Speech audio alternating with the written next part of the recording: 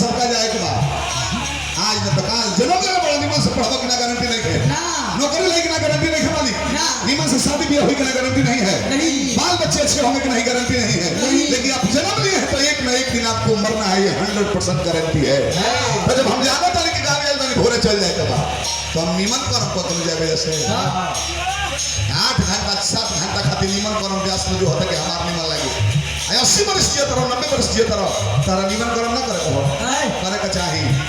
ऐसा कर्म करके जाके मरला के बाद लोग कहे के बेहतर भैया मर गई हंसाओ खेलाओ तो टोल बजाओ तो जने है कि स्वर्ग बा ऐसा कर्म को मत देख लोग कहे मारा सरवा मर गई ठीक है मारा चोरे रहला निमन कर्म करके जाके तरह के गोइला के बाद भेंटा सरवा के होना कहे गिरी जी के सरवा के होना कहे निमन काम करे गिरी बाबा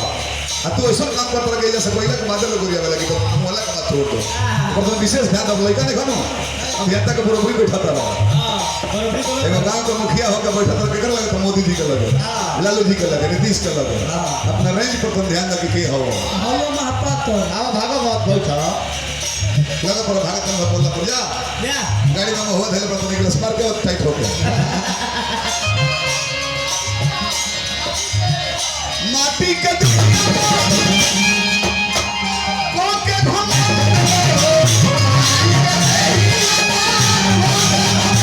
ए भैया भैया के हो पटेल परिवार नु अच्छा ये बताओ ये का दुर्गा जी जान के प्रसादी चढ़ावता रहो हम तारा ऐसा सुनने अल्लाह तने गिरी जी लावना सुनने हो हमनी के भाषा लावना सुन के शत्रुघ्न मरले बहुत बहुत पुरस्कार हार्दिक अभिनंदन करते हैं जा भगवान पद प्रतिष्ठा मा रहे हो ठीक बड़ा तो खाली दुर्गा जी के चढ़ा के भाग लिया मैं सब मुंह है ना जी हमारा दादी तुल्य स्वर्गीय लक्ष्मी देवी जी वहाँ का पोता बने पोता मार पर हाथ पे तो दादी बहुत दिन जीवन बाड़ी जब पोता लो हतना सियान सियान बा तो दादी की उम्र 100 पार कइए गई है हमारा अंदाज से बहुत बने बाबा की कौन करम पहले के लंगड़ हो गया अपने घर में देख ली कि कौन करम करता कि लंगड़ हो जाता है कौन कर देता दूसरे के का देखे अपने घर में देख लेता कि तो करम हो तो तुरला हो तो टूटल दवे हमारे से खाली पूछ जाने और से पूछम जे बेटा ई विकलांग पर से मौगा है आदमी कौन बात बोले से पहले सोचा ही के नहीं के रौला काहे लोग हो गए 1 से 11 वर्ष लक्ष्मी देवी जी हमारा दादी जी जीवन भरी वो दादी जी के आत्मा का शांति मिले ना ती पोता पर अपन कृपा दादी जी रख रहो माटी के देही अपो को के घमंड हो सब लोग चाहता में बेभे कर मंड हो आसाराम बापू के 2 करोड़ चला रहले मालिक राम रहेंगे 60 करोड़ शिष्य रहे लोग मुख्यमंत्री के चुनाव है करते रहे भक्त लोग पूछ के वोट देते रहे आ देखिए रोहन कमी भर बिगड़ गई तो जरा चरण में मस्तक भर एसपी कलेक्टर लोग मंत्री लोग मुख्यमंत्री लोग मस्तक भरे गोल लगत रहे तभी भर रोहन बिगड़ गई सिपाही लोग घिसिया के जेल में डाल दी अचानक से उठा दी यादव परिवार पुरस्कार देने हार्दिक प्रणाम करते हैं भैया लोग वॉइस खातिर लोग वॉइस खातिर लोगवा कोरोना में कांड वॉइस खातिर लोगवा कोरोना में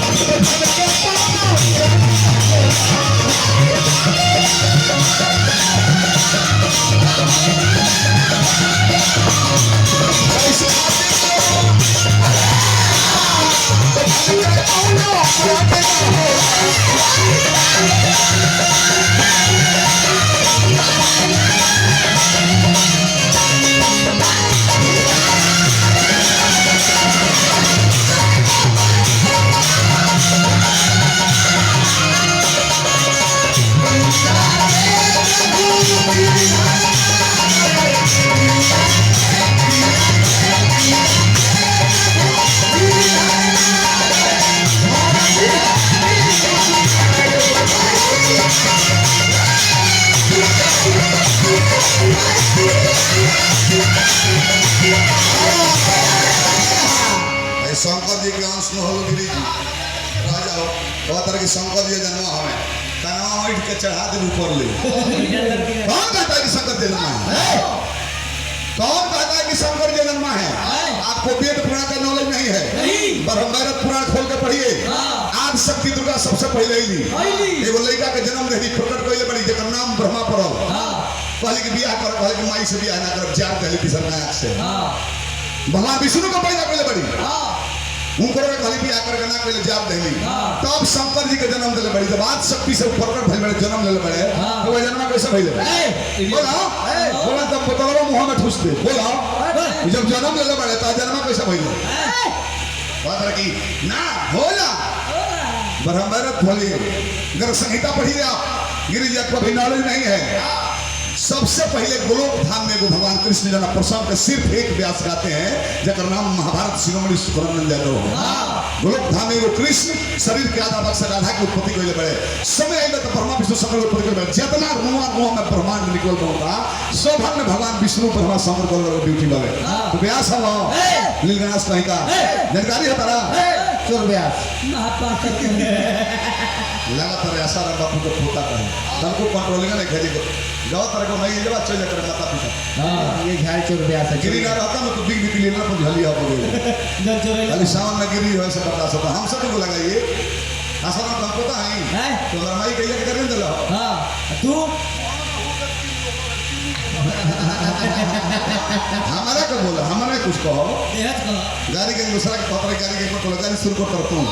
माता पिता का परिवार का नाम ले लो तो ढोलकवा मुंह में ना और पछवा का से कड़िया सहित चढ़ा दे चढ़ जाई ऊपर के समझा चोर ब्यास नहीं हमारा के कहो ज्यादा से ज्यादा हमारा मेहरारू से मजाक कर सकता है हम तारा मेहरारू से कर बात कह दे क्यों को पता कदम हमारा के छोड़ी मौगा खौरा बोरा या पर समझ पर पंडाल में वो सब निमन आदमी बोलते हैं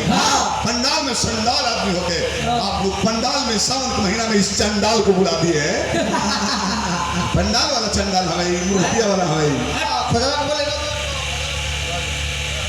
चिंटू बाबू हमारे छाई से पुरस्कार दिला बनी प्रशांत भी सती के गवल उड़नाइल है भाई क्या करो भोजवा के तो दुआर पर बोलाइबो तो नहीं गई हाथ से कहीं ना तो में हिलाई गधा के लीड हमें कदनो बिटोर ले बनू आंगन लिपाई में गोइठा पथाई ए मौगा फोका के मुंह पर माइक दे देबो तो समेना तो साउंड के दम दाने न जाई चोर बोका बोका प्योर बोका प्योर अल्लाह का तरह हमारे देखी तो कौन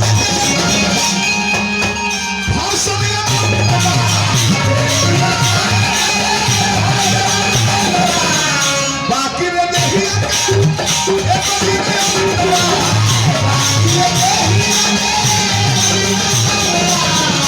केहू लिखले बातें अरे पंडित पर कौन पंडित है पंडित सारा पंडित जो रहे बाबू साहब जो रहे यादव जी जो रहे सब जात रहे पंडित के हो पोथी पढ़ जगमुआ पंडित हुआ ना कोई भाई अक्षर प्रेम का पढ़े से पंडित होए एगो जात के चमार रहले रहसु माई के बोला रहे एगो जात के चमार जकर नाम के समय संत शिरोमणि रविदास बाबा दिखा गई सरकारी छुट्टी पूरी भारत में रहल उनका नाम पर क्वालिटी चाहिए केहू लिखले बातें पंडित पर कान वफा के